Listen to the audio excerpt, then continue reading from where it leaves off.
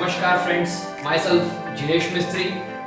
Last lecture में हम लोगों ने देखा था कि 11th कॉमर्स इंग्लिश मीडियम में ऑर्गेनाइजेशन ऑफ कॉमर्स या तो फिर बिजनेस स्टडीज के कंटेंट्स किस तरीके से डिजाइन हुए हैं या तो फिर किस तरीके से सेट किए हुए हैं। हम लोगों ने इंडेक्स भी देखा था आपका। आज मैं लेक्चर लेके आया हूँ उसी तरीके से 12th कॉमर्स इंग्लिश मीडियम के इंडेक्स का। आज हम पढ़ने वाले हैं कि 12th कॉमर्स इंग्लिश मीडियम का जो भी कोर्स कंटेंट है वो किस तरीके से डिजाइन हुआ है। अगर आप ये पढ़ना चाहते हो, ये जानना चाहते हो तो आखिर तक मेरे वीडियो के साथ जुड़े रहे। अगेन मैं गारंटी देता हूं कि अगर आप लास्ट तक, एंड तक जुड़े रहते हो तो आपको ये भी पता चल जाएगा कि आप 12th कॉमर्स इंग्लिश मीडियम या तो बिजनेस स्टडीज हो या तो गुजरात बोर्ड का organisation of commerce and management हो, आप क्या पढ़ने वाले हो, दोनों चीजों का आपको पता चल जाएगा। That's my guarantee, right? So stay connected till the last lecture। और अगर आप चैनल पे आ ही गए हो तो चैनल को लाइक भी कीजिए और सब्सक्राइब भी कीजिए, that is my request.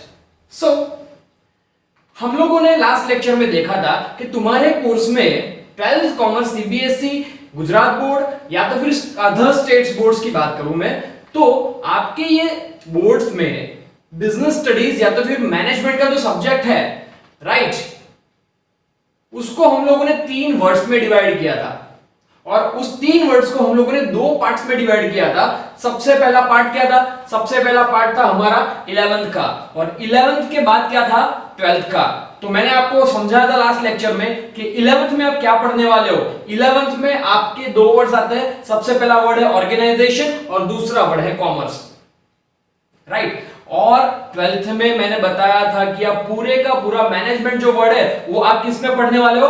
12th में पढ़ने वाले हो, राइट। ऑर्गेनाइजेशंस में क्या क्या आता था कि कौन कौन से टाइप की ऑर्गेनाइजेशंस है, कौन कौन के डिफरेंट टाइप के बिजनेस के मॉडल्स में सेट करके बिजनेस कर सकता हूं। कॉमर्स में मैंने समझाया था कि trade as well as its auxiliary services. अगर आप इसको डिटेल में पढ़ना चाहते हो तो आप मेरे प्रीवियस लेक्चर में जा सकते हो, लिंक डिस्क्रिप्शन में ऑलरेडी मैंने दे दी हुई है। और हम 12th में क्या पढ़ने वाले हैं? Entire management. हमारा पूरे का पूरा मैनेजमेंट का जो टॉपिक है वो हमारा 12th है, right. So management is entire 12th। आप 12th में बिजनेस स्टडीज या तो फिर ओसीएम में क्या पढ़ने वाले हो? You are going to study everything basics with respect to management, right. तो यहां पर इस टॉपिक को समझाने के लिए आपके कोर्स में टोटल 12 चैप्टर्स है। There are total 12 chapters, total 12 chapters है। मेरे हिसाब से मैंने इन चैप्टर्स को टोटल 4 कैटेगरीज में डिवाइड कर दिया। आपकी टेक्स्ट बुक में ऐसा कोई डिवीजन नहीं है, बट मेरे हिसाब से आपको कॉन्फिडेंस देने के लिए ये जितने भी चैप्टर्स हैं, सारे के सारे चैप्टर्स को मैंने 4 पार्ट्स में डिवाइड कर दिया है। इसमें सबसे पहला पार्ट, सबसे पहला bunch of chapter, that is chapter number 1 to 7।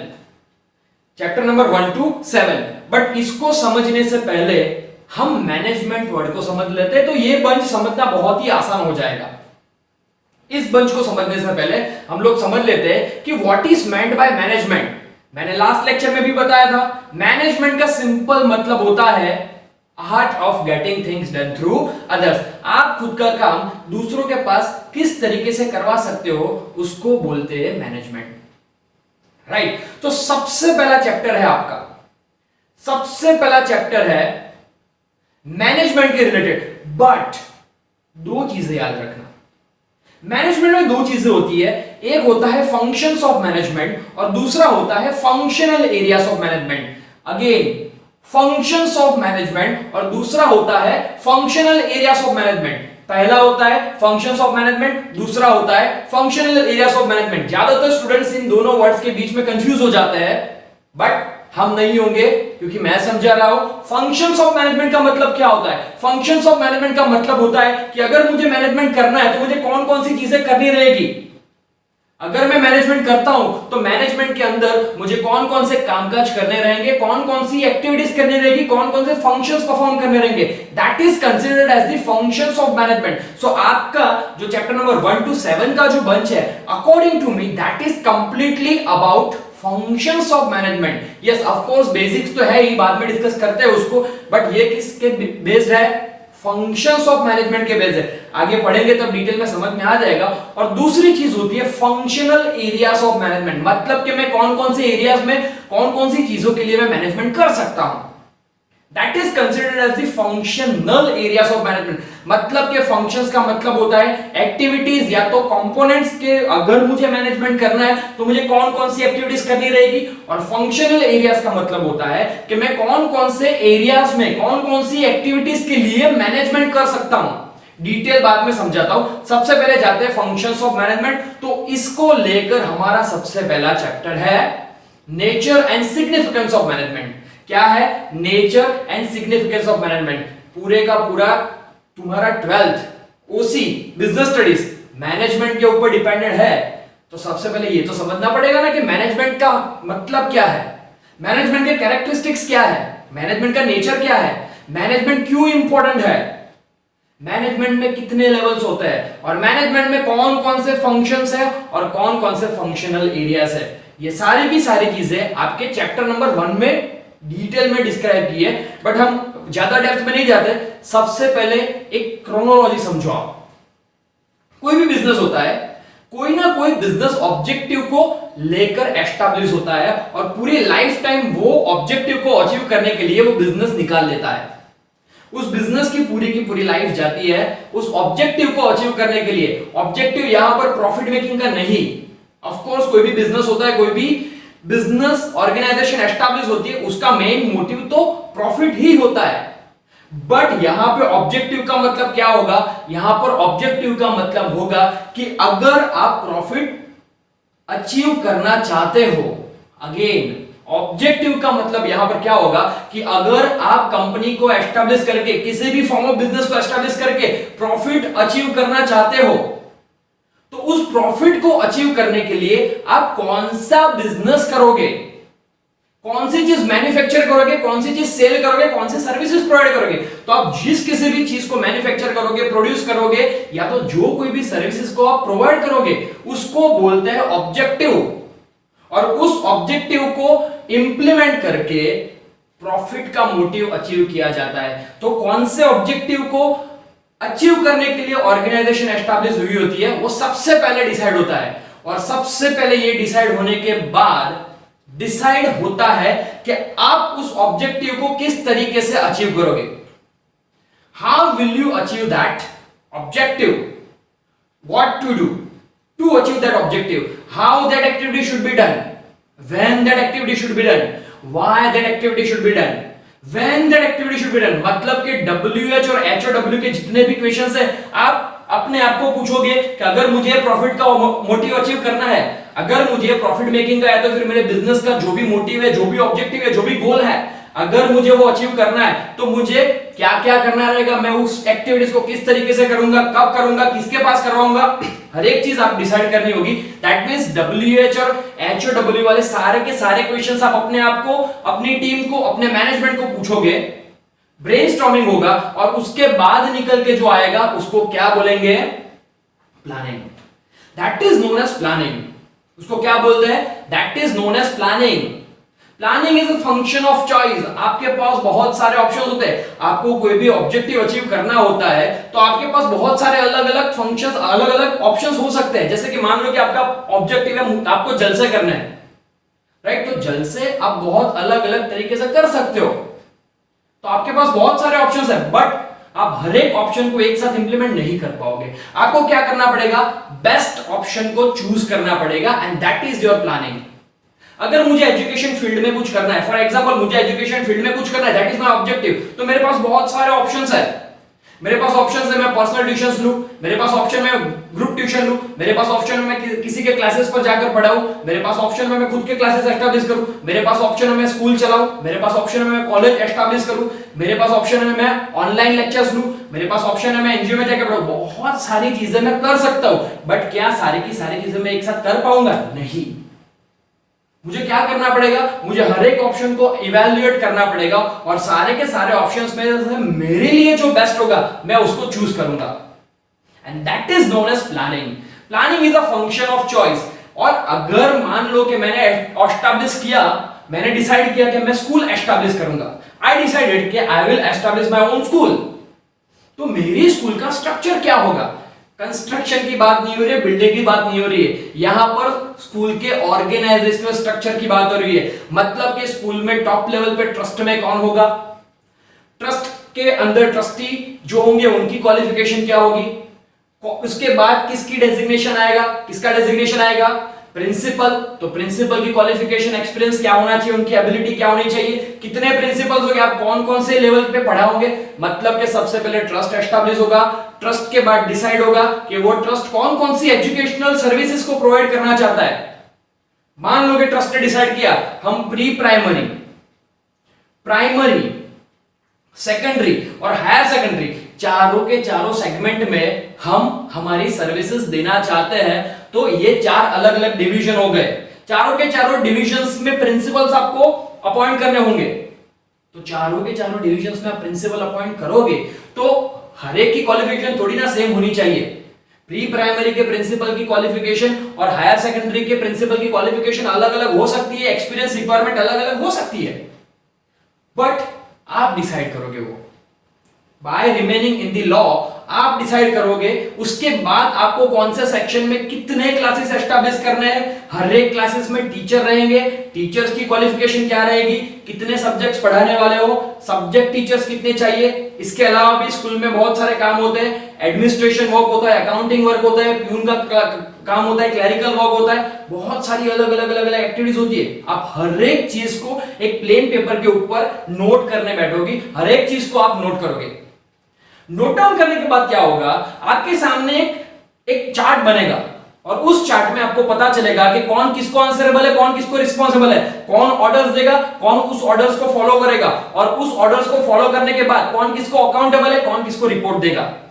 हर एक के बीच में इंटर रिलेशन क्या है। मतलब कि आपके पास एक सीधे से प्लेन पेपर के ऊपर एक स्केलेटन बन गया। अंडरस्टैंड। सबसे पहले आपने क्या किया, ऑब्जेक्टिव डिसाइड किया। ऑब्जेक्टिव डिसाइड करने के बाद आपने क्या किया, आपने प्लानिंग किया। प्लानिंग आपके पास आ गया कि आप ये करना चाहते हो, इस तरीके से करना चाहते हो, but still it is just in words, it is still in your mind. What you need to do, you need to implement that plan, but without the structure, how will you implement it?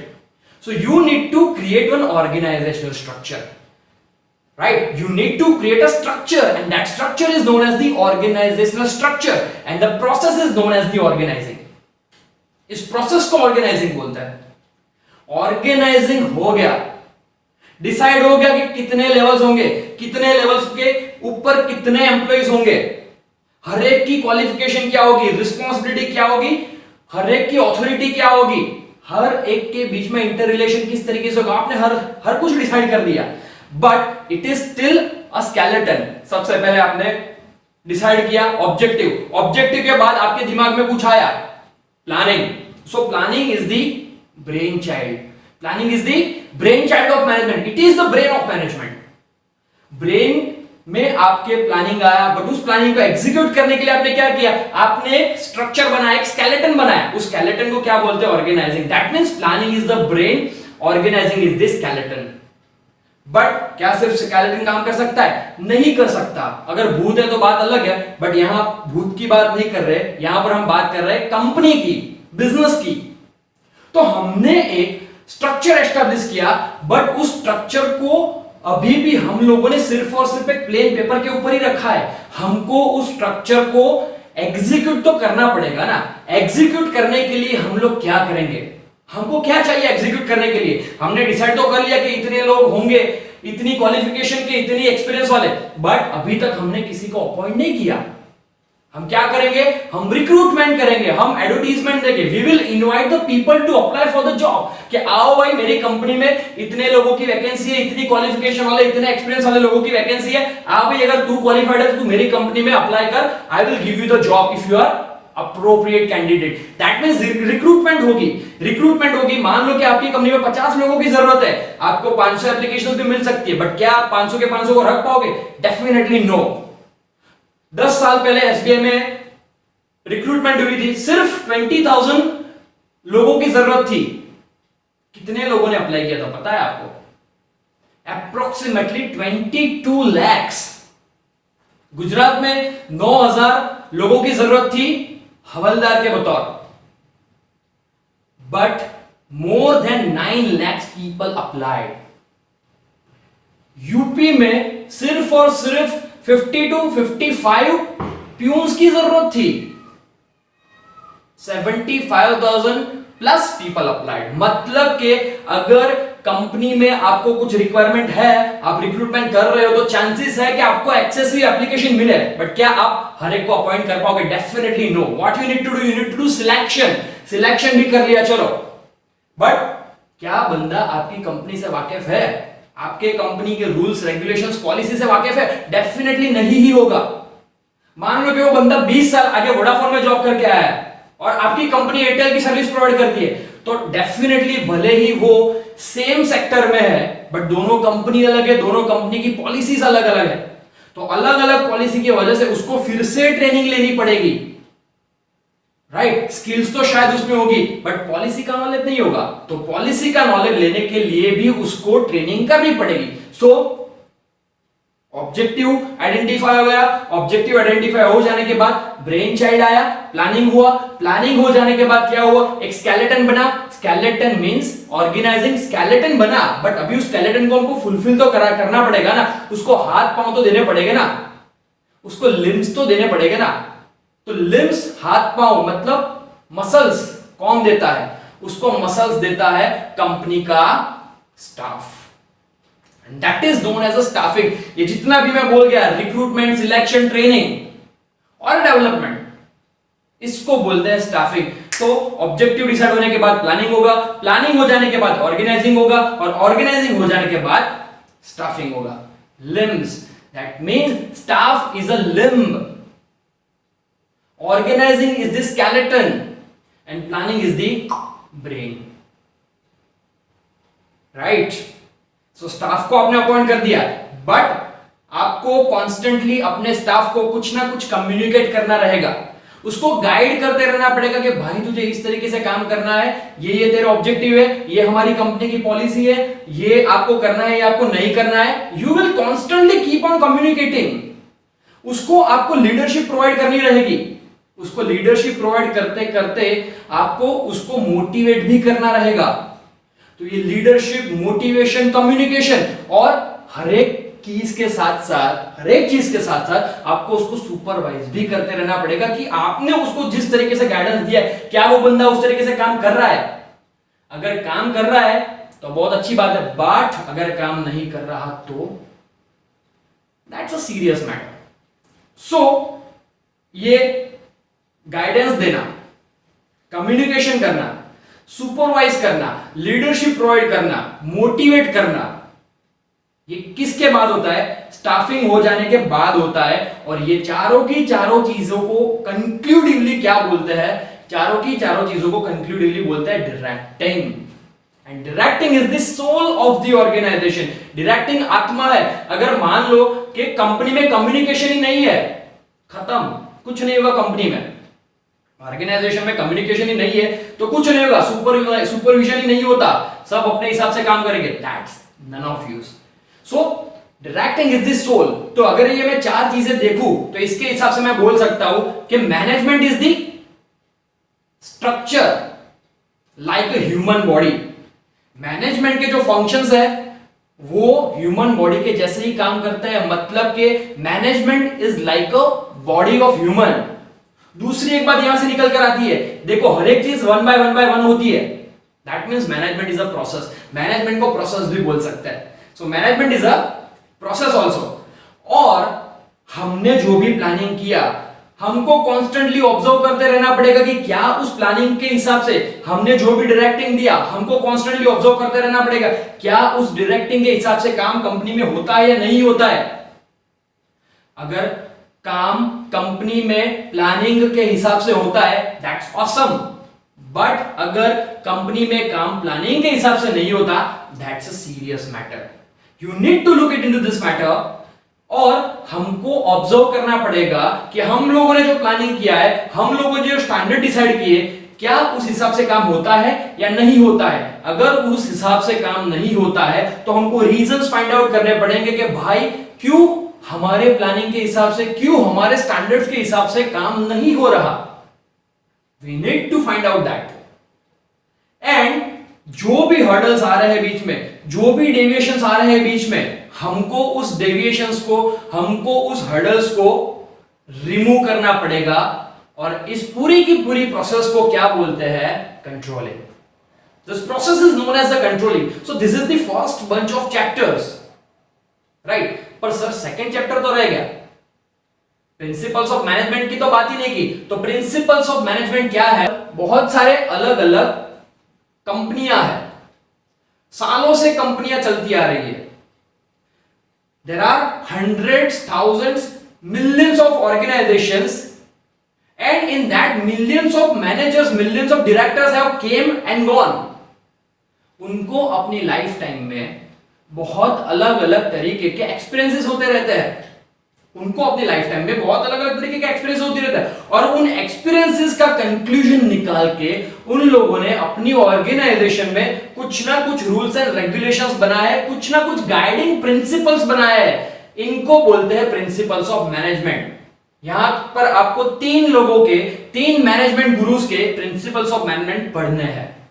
So this are the 7 chapters, and ये 7 chapters में से सबसे पहला introduction है, दूसरा principal है, और 3rd to 7 ये जो POSDC ये जो है ये फंक्शंस ऑफ मैनेजमेंट है। अगर मुझे मैनेजमेंट करना है तो मुझे ये 5 चीजें तो चाहिए ही, इसके अलावा भी और चीजें होती है, बट ये 5 है जो कॉमन है। So this is the first bunch of chapters. यहां पर हम दूसरी बात करते हैं, and that is the second bunch of chapters, and that second bunch of chapters is chapter number 8, 9 and 10. Second bunch of chapter is chapter number 8, 9 and 10. Out of these 3 chapters, 2 chapters are dependent upon the functional areas of management. मैंने आपको पहले ही बताया कि functions कुछ अलग बात है और फंक्शनल एरियाज ऑफ मैनेजमेंट कुछ अलग बात है। फंक्शंस का मतलब होता है कि मुझे मैनेजमेंट करना है तो मुझे कौन कौन सी चीजें चाहिए। मुझे मैनेजमेंट करना है तो मुझे ऑब्जेक्टिव डिसाइड करना पड़ेगा, उसके बाद POSDC करूंगा मैं, मतलब कि planning, organising, staffing, directing, controlling करूंगा। This are the functions. और दूसरी बात है फंक्शनल एरियाज ऑफ मैनेजमेंट, मतलब कि मैं मैनेजमेंट कौन कौन सी चीजों में, कौन कौन से एरियाज में कर सकता हूं। तो मैं फाइनेंस के लिए मैनेजमेंट कर सकता हूं, मैं ह्यूमन रिसोर्सेज के लिए मैनेजमेंट कर सकता हूं, मैं प्रोडक्शन के लिए मैनेजमेंट कर सकता हूं, मैं मार्केटिंग के लिए मैनेजमेंट कर सकता हूं। तो there are 4 different functional areas. सबसे पहला फंक्शनल एरिया है मार्केटिंग मैनेजमेंट, दूसरा है फाइनेंशियल मैनेजमेंट, तीसरा है ह्यूमन रिसोर्स मैनेजमेंट, और चौथा है production management. So marketing management, financial management, human resource management and production management, ये 4 फंक्शनल एरियाज है। और ये 4 फंक्शनल एरियाज में से दो डिटेल चैप्टर्स है। कौन कौन से चैप्टर से डिटेल में? तो सबसे पहला chapter number 8, that is financial management. That is financial management, मतलब कि आप पैसे कहां से लाओगे, पैसे किस तरीके से यूटिलाइज करोगे, और पैसे को अगर प्रॉफिट होता है, रेवेन्यू जनरेट होती है, तो लोगों के बीच में किस तरीके से आप उसका डिस्ट्रीब्यूशन करोगे, तो उसको बोलते हैं financial management. And believe me, this is the entire subject of second year BCom. Second year BCom में ग्रेजुएशन अगर आप करते हो first year, second year, third year में, तो कहीं ना कहीं ये पूरे का पूरा सब्जेक्ट आता है। Yes, financial management is the entire subject. यहां पर आपको सारी की सारी चीजें कॉम्पैक्ट फॉर्म में सिर्फ एक चैप्टर में दे दी, मतलब आपके कोर्स का लेवल समझो। यही सारी चीजें आप सेकेंड ईयर में डेप्थ में पढ़ोगे as entire subject, right. So this is financial management. उसके बाद है फाइनेंशियल मार्केट। फाइनेंशियल मार्केट, अगर मैं जिस मार्केट में सब्जी लेने जाता हूं तो उसको बोलते हैं वेजिटेबल मार्केट। अगर मैं इलेक्ट्रॉनिक्स खरीदने के लिए जाता हूं तो उस मार्केट को बोलते हैं इलेक्ट्रॉनिक्स मार्केट। अगर मैं किसी मार्केट में प्लास्टिक गुड्स लेने जाता हूं या तो फिर टेक्सटाइल, छोड़ो टेक्सटाइल की बात करें, टेक्सटाइल लेने जाता हूं तो उसको बोलते हैं टेक्सटाइल मार्केट। मच्छी लेने जाता हूं, by the way I am veg, but अगर कोई मच्छी लेने जाता है तो उसको मच्छी मार्केट बोलते हैं। उसी तरीके से मुझे जिस मार्केट में से पैसे मिलेंगे, जिस मार्केट में से मुझे पैसे मिलेंगे, जिस मार्केट से मुझे फाइनेंशियल बेनिफिट मिलेगा, उसको बोलते हैं फाइनेंशियल मार्केट। तो दो तरीके की फाइनेंस होती है, एक होती है शॉर्ट टर्म फाइनेंस, दूसरी होती है long term finance. Short term finance के लिए सोर्सेस कुछ अलग है, लॉन्ग टर्म फाइनेंस के लिए भी सोर्सेस कुछ अलग है। जिस सोर्सेस से मुझे शॉर्ट टर्म के लिए फाइनेंस मिलती है उसको मनी मार्केट बोलते हैं, और जिस सोर्सेस से मुझे लॉन्ग टर्म या तो फिर कुछ मीडियम टर्म के लिए फाइनेंस मिलती है उसको बोलते हैं कैपिटल मार्केट।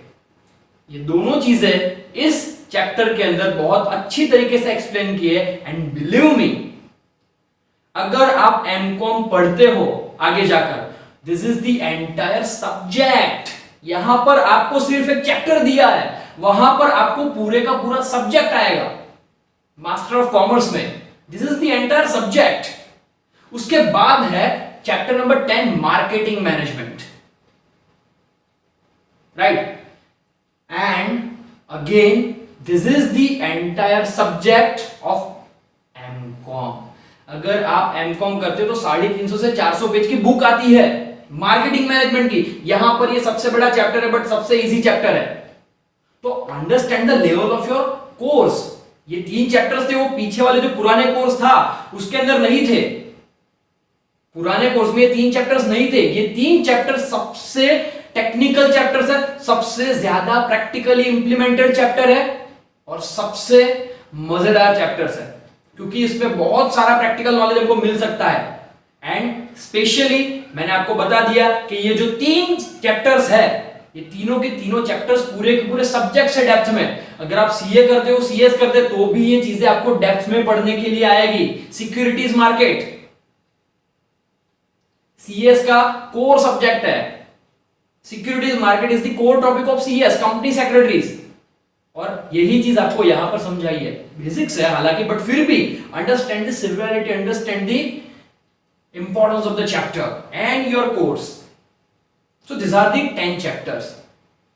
अगर मैं 11th और 12th चैप्टर की बात करूं तो ये ऑलरेडी आप पढ़ चुके हो। आप 11th और 12th चैप्टर दोनों ऑलरेडी कहीं ना कहीं पहले पढ़ चुके हो, right? So this is the easiest part. इसके बाद में बात करूं तो थर्ड बंच होता है हमारा। कौन सा थर्ड बंच? 2 बंच हो गए, चैप्टर नंबर 1 to 7, दूसरा बंच हो गया 8, 9, 10, और तीसरा बंच है हमारा चैप्टर नंबर 11।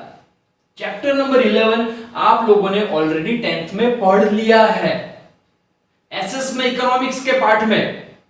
सर क्या है जल्दी बताओ ना। कंज्यूमर प्रोटेक्शन, कुछ नहीं है। कंज्यूमर प्रोटेक्शन बहुत ही इजी चैप्टर है। इस चैप्टर में से हमेशा वो लोग 5 मार्कर्स पूछते हैं। This is cash cow chapter. And your fourth bunch of chapter is, you already studied half of the chapter in your 11th economics. Economics में आप आधा चैप्टर ऑलरेडी पढ़ चुके हो। इकोनॉमिक्स और उसी का क्या लेना देना? तो लेना देना है, दोनों एक दूसरे के इंटर रिलेटेड ही है, राइट? तो ये 12th चैप्टर है। ये 12th चैप्टर आप ऑलरेडी 11th में इकोनॉमिक्स में पढ़ चुके हो। More than 50% of contents of this chapter. और जैसे मैं बताऊंगा ना, बोलोगे हाँ सर ये तो हम 10th में भी पढ़ चुके हैं। क्या है वो है बिजनेस एनवायरनमेंट। और सर बिजनेस एनवायरनमेंट तो कोई आया ही नहीं। बिजनेस एनवायरनमेंट के अंदर मेजॉरिटी पोर्शन जो है वो है लिबरलाइजेशन, प्राइवेटाइजेशन, ग्लोबलाइजेशन। हाँ सर चैप्टर नंबर 8 था इकोनॉमिक्स में, सही पकड़े। So this are the 4 bunch of your 12th के 12 चैप्टर्स को मैं ये 4 पार्ट्स में क्लासिफाई करता हूं। सबसे पहला बंच चैप्टर नंबर 1 to 7। ये सब चैप्टर्स एक दूसरे के इंटर रिलेटेड है। बहुत सारी चीजें इसमें कॉमन है, जैसे कि मीनिंग, हर एक का मीनिंग है, हर एक के कैरेक्टरिस्टिक्स है, हर एक के इंपॉर्टेंस है, हर एक के लिमिटेशंस है, और बहुत सारे में तो टाइप्स भी है। सो बहुत सारी चीजें कॉमन है, राइट? दूसरा bunch chapter number 8, 9, 10। This is little bit difficult then first bunch. क्यों? क्योंकि हर एक चीज नई है आपके लिए।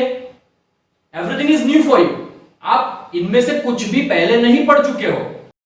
And most technical, most practically implemented chapter in the practical life. हर एक चीज के ऊपर आप लाखों करोड़ों कमा सकते हो। ऐसे ये 3 चैप्टर्स है। उसके बाद third bunch of chapter consumer protection आपने ऑलरेडी पढ़ लिया है, और fourth bunch of chapter already आधा आपने पढ़ लिया है। So this is the index, आपका 12th का इंडेक्स है। I hope you are clear now. तो अगर हम कंटेंट की बात करने जाए तो क्विक रिव्यू ले लेते हैं। चैप्टर नंबर 1, सबसे पहला चैप्टर क्या है? What is the chapter number 1? Chapter number 1 is nature and significance of management. इस चैप्टर के अंदर आपको मैनेजमेंट का मीनिंग पढ़ना है, मैनेजमेंट के कैरेक्टरिस्टिक्स पढ़ने हैं, मैनेजमेंट का इंपॉर्टेंस पढ़ना है, मैनेजमेंट के लेवल्स पढ़ने हैं, management is science art and profession ये पढ़ना है, और मैनेजमेंट में कौन कौन से फंक्शंस होते हैं और मैनेजमेंट के फंक्शनल एरियाज क्या क्या है, इसके अंदर आपको ये पढ़ना है। Second chapter is principles of management. Second chapter is principles of management. इस चैप्टर के अंदर आपको प्रिंसिपल्स ऑफ मैनेजमेंट का मतलब क्या होता है वो पढ़ना है। अगेन नेचर मतलब के कैरेक्टरिस्टिक्स पढ़ना है, कौन कौन से अलग अलग राइटर्स ने अपने कौन कौन से थॉट्स दिए आपको वो भी पढ़ना है। सिर्फ 3 लोगों ने अपने थॉट्स दिए हैं। सबसे पहला है एफ.डब्ल्यू. टेलर, उसके बाद है हेनरी फ्योल, और तीसरा है पीटर एफ. ड्रकर। ये 3 लोगों ने अपने अपने थॉट्स दिए हैं, वो आपको इस चैप्टर के अंदर पढ़ने रहेंगे। उसके बाद है चैप्टर नंबर 3 प्लानिंग। छोटू सा चैप्टर है और सबसे ज्यादा इंपॉर्टेंट चैप्टर है, क्योंकि हमेशा इसमें से एक 5 मार्कर पूछता है। सिर्फ 4 से 5 पेज और 8 मार्क्स, 8 मार्क्स। और इसमें पढ़ना क्या है? Meaning of planning, again characteristics of planning, importance of planning, अगर मुझे प्लानिंग करना है तो मुझे कौन सी प्रोसेस फॉलो करनी रहेगी, और प्लानिंग के टाइप कौन कौन से है, and last topic is limitations of planning. Planning कौन कौन सी सिचुएशन में फेल जा सकता है और यूजलेस हो सकता है। So this are the content of chapter number 3। Chapter number 4 की मैं बात करूं तो that is organising. Chapter number 4 is organising. Organising का मीनिंग क्या होता है, ऑर्गेनाइजिंग के कैरेक्टरिस्टिक्स क्या है, ऑर्गेनाइजेशन का इंपॉर्टेंस क्या है, अगर मुझे ऑर्गेनाइजिंग करना है तो उसकी प्रोसेस क्या है, और कौन कौन से डिफरेंट टाइप्स की ऑर्गेनाइजेशंस है। और लास्ट टॉपिक सेंट्रलाइजेशन और डिसेंट्रलाइजेशन क्या होता है, and delegation of authority and responsibility क्या होती है। फिर भी there is the thin line between these two, centralization, decentralization and delegation of authority and responsibility. This is your chapter number 4. chapter number 5 की बात करूं, मैंने तीनों के तीनों टॉपिक आपको ऑलरेडी बता दिए हैं। chapter number 5 है staffing, meaning of staffing, characteristics of staffing, importance of staffing। उसके बाद 3 चीजें, recruitment, selection and training। recruitment के sources क्या क्या है, सिलेक्शन करना है तो सिलेक्शन की साइंटिफिक प्रोसेस क्या है, और तीसरा training and development. What is meant by training and development, what are their characteristics and what is the difference between this two. After this chapter number 6 directing. Directing के अंदर आप लोगों को 4 चीजें एक्सप्लेन की है। सबसे पहले एक्सप्लेन किया है कम्युनिकेशन, दूसरा आपको एक्सप्लेन किया है सुपरविजन, तीसरा आपको एक्सप्लेन किया है मोटिवेशन, और चौथा एक्सप्लेन किया है लीडरशिप। चारों के मीनिंग, कैरेक्टरिस्टिक्स और कुछ ना कुछ अंदर आपको एक्सप्लेन किया हुआ है। उसके बाद है चैप्टर नंबर 7, अगेन प्लानिंग जितना ही चैप्टर है, राइट, बट वेटेड थोड़ा कम है, बट सिर्फ 4 से 5 पेज, कुछ भी नहीं। अगर आपको प्लानिंग आता है तो ये चैप्टर आपके लिए बहुत ही इजी हो जाता है। इसके अंदर क्या है, सबसे पहले मीनिंग, किस चीज का, बट कंट्रोलिंग का। यहां पर आपको पपेट दिखा है, बट एक्चुअली में आपको अगर आप एम्प्लॉयर हो तो आपको अपने एम्प्लॉयज को इस तरीके से नहीं नचाना है। सिर्फ ये एक आइडेंटिकल है ताकि आपको तुरंत क्लिक हो कि ये बंदा क्या कर रहा है, ये बंदा कंट्रोल कर रहा है, right. So meaning of controlling. दूसरी चीज है कैरेक्टरिस्टिक्स ऑफ कंट्रोलिंग, तीसरी चीज है इंपॉर्टेंस ऑफ कंट्रोलिंग, चौथा प्लानिंग और कंट्रोलिंग, ये दोनों के बीच में क्या रिलेशन है, और पांचवा कंट्रोलिंग की प्रोसेस क्या है। These are the topics of your chapter number 7. उसके बाद है chapter number 8. chapter number 8 का मतलब है, chapter number 8 का नाम है फाइनेंशियल मैनेजमेंट। अभी मेजॉरिटी लोग ये समझते हैं कि फाइनेंशियल मैनेजमेंट का मतलब होता है कि पैसे जब जरूरत हो तब मार्केट में से अक्वायर करने के। नो, फाइनेंशियल मैनेजमेंट का मतलब ये नहीं होता। Financial management is broader topic now. इसमें मेनली 3 चीजें इंक्लूड होती है। सबसे पहले मैं पैसे कहां से लाऊंगा, सबसे पहला क्या है, मैं पैसे कहां से लाऊंगा। उसके बाद मैंने पैसे लाया, बट कैसे, कौन से सोर्स से लाऊंगा। मैं पैसे ऐसे सोर्सेस से लाऊंगा जो सबसे सस्ता और सबसे अच्छा है। I will bring the capital but from the source which is cheapest. मुझे इंटरेस्ट सामने ज्यादा ना पे करना पड़े, मुझे ज्यादा से ज्यादा सिक्योरिटी सामने ना रखनी पड़े, मुझे डिविडेंड ज्यादा पे ना करना पड़े, ऐसे सोर्स से मैं कैपिटल लाऊंगा, that is called my financing decision. पैसे तो मैंने ला दिए, बट अभी मुझे उसको इंप्लीमेंट करना पड़ेगा, मुझे उसको बिजनेस में रोटेट करना रहेगा, मुझे उसको बिजनेस में यूज करना रहेगा, तो मैं उसको इस तरीके से यूज करूं जैसे मुझे उसके मैक्सिमम बेनिफिट हो, जिससे मुझे उसके मैक्सिमम बेनिफिट हो। और अगर मैंने उसको यूज करा, उसको इंप्लीमेंट किया, तो उसको बोलते हैं इन्वेस्टमेंट डिसीजन। इन्वेस्टमेंट डिसीजन भी ले लिया आपने, इन्वेस्टमेंट तो किया, आपको उसके बाद में रेवेन्यू जनरेशन होगा, रेवेन्यू जनरेट होती है तो आप लोगों के बीच में उसको डिस्ट्रीब्यूट किस तरीके से करोगे, that is known as dividend decision. So ये तीनों चीजों को यहां पर इंक्लूड किया हुआ है। और अगर मैं फाइनेंस अक्वायर करता हूं, इंप्लीमेंट करता हूं, तो मेरी कैपिटल को दो टाइप में यहां पर डिवाइड किया है, एक है फिक्स कैपिटल और दूसरा है working capital. Fix capital and working capital. और दोनों को मिला के जो तीसरी चीज, मतलब कि जो मेन चीज बनती है, उसको बोलते हैं capital structure. That is called capital structure. मेरी कंपनी में, मेरे बिजनेस में मैं जिन जिन सोर्सेज से मैं पैसे लाया हूं, या तो वो शॉर्ट टर्म हो सकता है या तो वो लॉन्ग टर्म हो सकता है। अगर वो सोर्स लॉन्ग टर्म है तो उसको फिक्स कैपिटल बोलते हैं, अगर वो सोर्स शॉर्ट टर्म है तो उसको वर्किंग कैपिटल बोलते हैं, राइट। तो ये दोनों क्या हो गए, सोर्सेज ऑफ फाइनेंस, राइट। मैं मेरी कैपिटल कहां से एक्वायर करता हूं, दैट मैटर्स अ लॉट। सो ये दोनों चीजों को आपको पढ़ना है। एक क्या है, fix capital and working capital, और दूसरा क्या है, कैपिटल स्ट्रक्चर डिसीजन। तो ये इनका मतलब क्या होता है, इनके कैरेक्टरिस्टिक्स क्या है, और इन तीनों चीजों को कौन कौन से फैक्टर्स इफेक्ट करते हैं। तो this is your chapter number 8। After your chapter number 9 मैंने ऑलरेडी आपको बताया कि फाइनेंशियल मार्केट, जिस किसी भी मार्केट में से मुझे पैसे मिलते हैं, उस मार्केट को फाइनेंशियल मार्केट बोलते हैं। अभी जस्ट मैंने समझा है कि दो तरीके के सोर्सेज होते हैं, एक होते हैं शॉर्ट टर्म सोर्सेज और दूसरे होते हैं long term sources. One is short term sources of finance and second is long term sources of finance. तो दोनों के सोर्सेज भी अलग है, दोनों के मार्केट भी अलग अलग है। तो यहां पर ये दोनों मार्केट को हमको पढ़ना है। Short term sources of finance के लिए जो मार्केट है उसको बोलते हैं मनी मार्केट, और long term sources of finance के लिए जो मार्केट है उसको बोलते हैं capital market. What is meant by money market? What is meant by capital market? ये दोनों के कैरेक्टरिस्टिक्स क्या है, ये दोनों के बीच में डिफरेंस क्या है, उसके बाद ज्यादा डेप्थ में डिस्कस किया हुआ है कैपिटल मार्केट के बारे में। इनमें, इसके अंदर इन लोगों ने तीन चीजें एक्सप्लेन की है।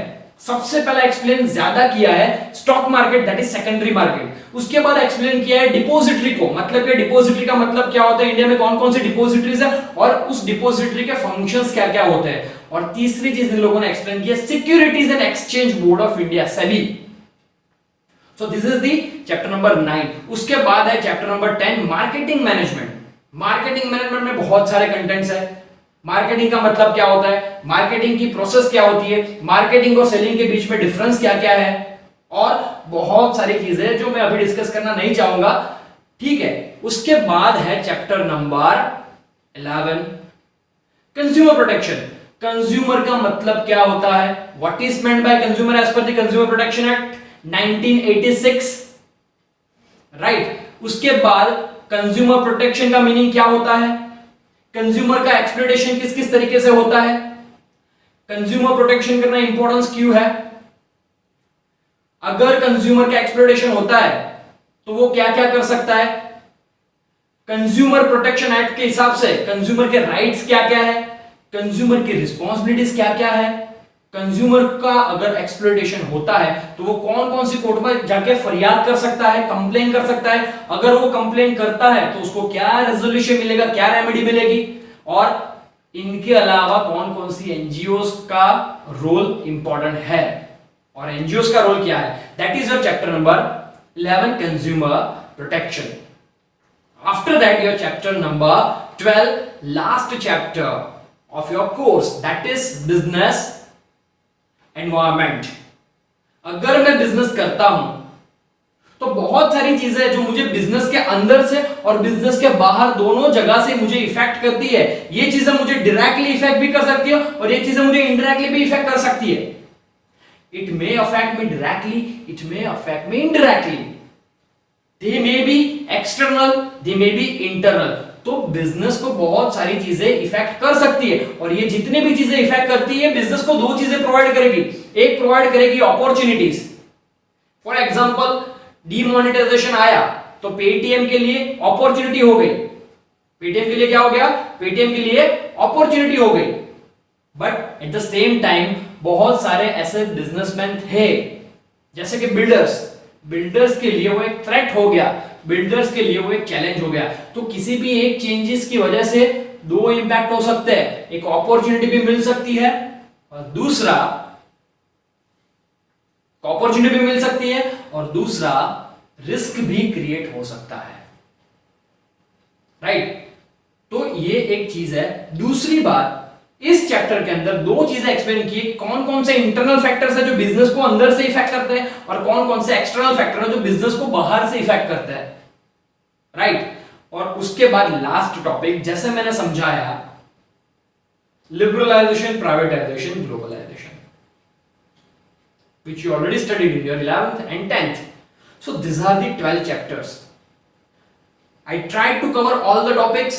अगर आप इतना भी लेक्चर पढ़ते हो तो आई एम डैम श्योर कि आपका 12th का कोर्स, आप क्या पढ़ने वाले हो, किस तरीके से पढ़ने वाले हो, आपको कौन कौन सी चीजें इंटरेस्टिंग लगने वाली है, कौन कौन सी चीजें बोरिंग लगने वाली है, वो हर एक चीज को मैंने ये 40 मिनट्स के लेक्चर में कवर करने का ट्राई किया है.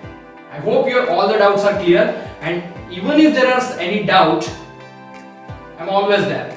आपके जो भी क्वेरी, आप कौन से नए चैप्टर को पढ़ना चाहो, चाहे वो 11th का हो चाहे वो 12th का हो, do comment in the comment section.